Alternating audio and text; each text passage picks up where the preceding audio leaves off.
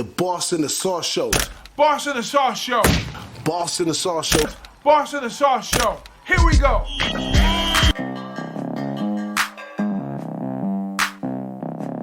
Tell you much. Yeah.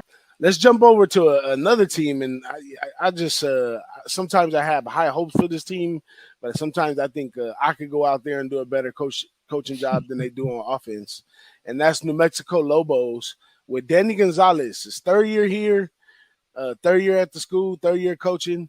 He's 5-14 in his career as a coach.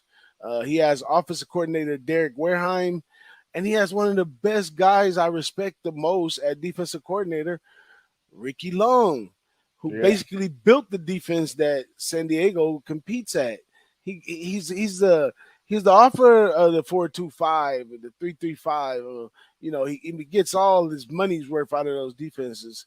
But it seems as much as he's tried over here, he just can't get it to work. And that just goes into normal football. Like, if the offense can't hold the ball on the field, I don't care how good the defense is, having to keep going back out there and defend, it wears them down, and eventually it creates a floodgate. Once you find a good opening in the defense, the other coaching staff just manipulates that. So that's what's been going on here at New Mexico.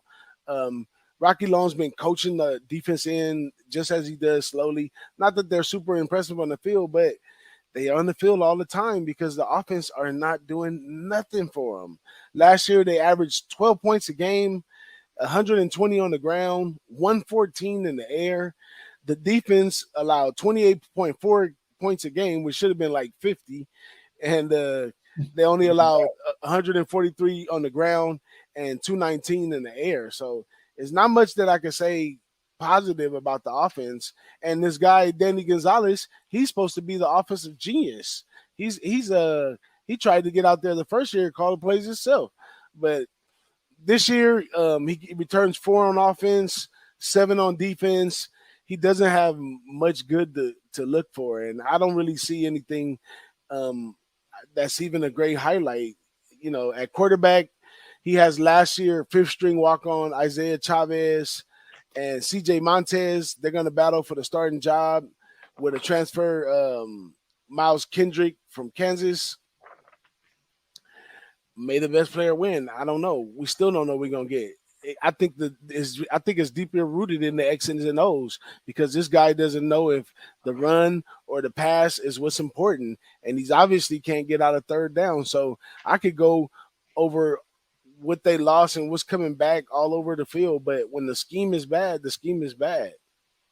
Yeah, they're one coach away from being an FCS program. And one coach I'm talking about is your guy Rocky Long, because his footprint's all over the Mountain West, as far as, like you said, with the defensive schemes he puts together. And New Mexico's like dead last in almost every offensive quarter or category in FBS, like 130th, 129th, so, and it's all on the offense's back, like you said, it's surprised that they're not getting scored 50 points a game against, because I'm surprised they're sitting at 28, and they're like right there in the middle too, conference-wise in all the defensive categories. So, that speaks volumes about Rocky Long, obviously. But, and that's where it's at with this team. Just no offensive production whatsoever.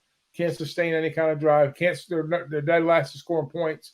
And not that we're going to sit here and beat up on them, the whole, breaking them down, or talking about them. But that's it in a nutshell, And if they were to put up an offense, their defense will be that much that much better, possibly. A couple 4 or 5 points a game, possibly. But it all comes to time of possession, and if it wasn't for the defense, it'd be a lot worse. Even though it is ugly for them as a whole, in the offensive side of things, and where you finish up in the game only scoring 12 points a game, it'd be a lot worse if the defense wasn't there. They'd probably get outscored by another 20 points a game or something like that. Exactly. Crazy. Yeah, unless Danny can pull something out of his behind to make this offense take off, I think that he's going to be threatened with getting fired. It can happen during the season on this one because one of their great rivals is New Mexico State, and New Mexico State is kind of thriving. They're getting talked into new conferences and all kinds of stuff. So I think with the rise of New Mexico State, I think he got to get his stuff together. If New Mexico's going to get it right at any time, either he puts up or it gets out. Right now, they're going to risk losing Rocky Long in the meaning, but I mean, you'll do better off with a new talent at coach. Give it a couple years, build in some more recruits, and go from there. But this team, I hate to say teams because we get a lot of bad comments, but I hate to say bad things about teams. But I think they end up in the same position. Like, 3 wins. Well, when we talked about the COVID year, saving coaches' jobs, I think this was one of the guys that got saved because, like you say, he's in his 4th year now, and I mean, if there's no step forward, I can't see him sticking around another season. Yeah, I'd fire him if I was in control because and that wouldn't even just be on his record. I would, like I said, I would say it's on the field too. Like he can't prioritize the run or the pass, and the players are in the limbo. I've seen some good athletes out there. So it's not that they don't have the talent per se. I think they have enough to compete, but I think it's totally just not a good scheme. The scheme is not working on offense. So that's it for the Mountainside.